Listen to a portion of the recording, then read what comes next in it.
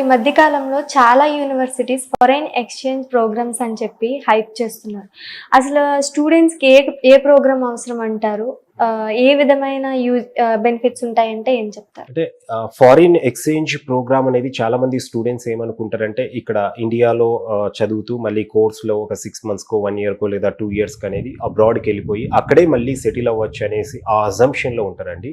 But ఇక్కడ foreign exchange programme యొక్క need, దానివల్ల బెనిఫిట్ అనేది చాలా మందికి తెలీదనమాట. సో జనరల్‌గా ఇప్పుడు మనము ఇక్కడ ఇండియాలో తీసుకున్న చాలా మన సౌత్‌లో తీసుకున్న చాలా ఇన్‌స్టిట్యూషన్స్ 2+2 ప్రోగ్రామ్ అని, 3+1 ప్రోగ్రామ్ అని, లేదా కొన్ని ఇన్‌స్టిట్యూషన్స్ వచ్చేసి ఒక 6 మంత్స్‌కు సెమిస్టర్ ఎక్స్‌చేంజ్ ప్రోగ్రామ్ అంటాం దీన్ని. సో ఒక 6 మంత్స్‌కు ఒక సెమిస్టర్ ఇంకొక యూనివర్సిటీకి వెళ్ళి అబ్రాడ్‌లో ఏదైనా కంట్రీలో అక్కడ పర్స్యూ చేయడం అనేది చూస్తూ ఉంటామన్నమాట.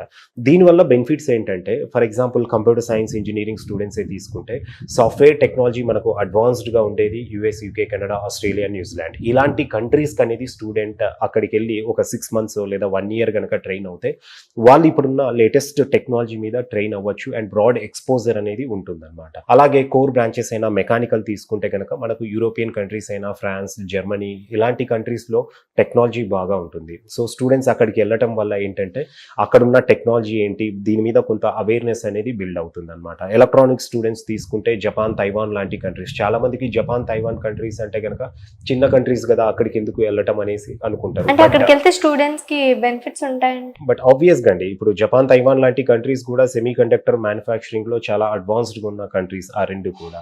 సో అలాంటి కంట్రీస్కి వెళ్ళటం వల్ల వీళ్ళు అక్కడ ఉన్న టెక్నాలజీ ఏంటనేసి తెలుసుకోవడానికి ఒక అవకాశం అనేది ఉంటుంది. సో తిరిగి ఇండియాకి వచ్చిన తర్వాత కూడా వాళ్ళకు ఆపర్చునిటీస్ బిజినెస్ పెట్టుకోవడానికి కూడా మనకి స్టార్టప్స్ వైపు కూడా వెళ్ళడానికి అవకాశం అనేది ఉంటుంది అనమాట. సో అట్లా కోర్స్ బట్టి వీళ్ళు అంటే ఈ ఫారిన్ ఎక్స్చేంజ్ ప్రోగ్రామ్ అనేది ఆ యూనివర్సిటీలో అంటే యూనివర్సిటీతో వాళ్ళు కొలాబరేట్ అయ్యారు, ఏ కంట్రీలో ఆ ప్రోగ్రామ్కి ఇంపార్టెన్స్ ఎక్కువ ఉంది అనేది తెలుసుకొని ఫారిన్ ఎక్స్చేంజ్ ప్రోగ్రామ్కి అనేది వెళ్ళటం వల్ల బెనిఫిట్స్ అయితే డెఫినెట్గా ఉంటాయండి. ఒక్కొక్క కంట్రీలో ఒక్కొక్క టెక్నాలజీకి పరంగా కొంత బెనిఫిట్స్ ఉంటాయి కాబట్టి అక్కడికి వెళ్ళడం వల్ల స్టూడెంట్స్కు మోర్ అంటే ఎక్స్పోజర్తో పాటు మోర్ నాలెడ్జ్ అండ్ స్కిల్ అనేది గెయిన్ చేసుకోవడానికి అవకాశం అనేది ఉంటుంది.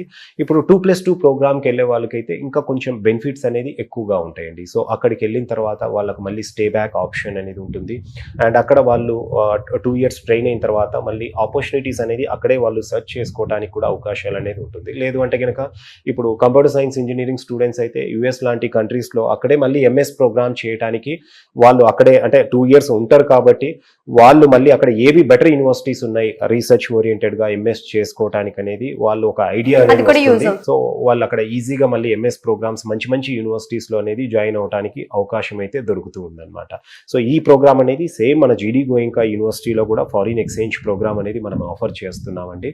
సో ఇక్కడ మన దగ్గర ఒకవేళ స్టూడెంట్ వెళ్ళాలి అనుకుంటే 3 months కైనా వెళ్ళొచ్చండి ఒక అవేర్నెస్ కోసం అనేది, లేదంటే 6 monthsకి వెళ్ళొచ్చు, 1 year ప్రోగ్రామ్ కూడా ఉందన్నమాట. సో స్టూడెంట్ ఎక్కువ మంత్స్ ఎక్కువ ఇయర్స్ కాకుండా ఒక 3-6 months కూడా అంటే అక్కడికి వెళ్ళిన తర్వాత కాస్ట్ ఆఫ్ లివింగ్ కూడా ఎక్కువ ఉంటుంది అండి. ఇప్పుడు జనరల్ గా యూరోపియన్ కంట్రీస్ తీసుకుంటే యుఎస్ కంటే కూడా కాస్ట్ ఆఫ్ లివింగ్ ఎక్కువ.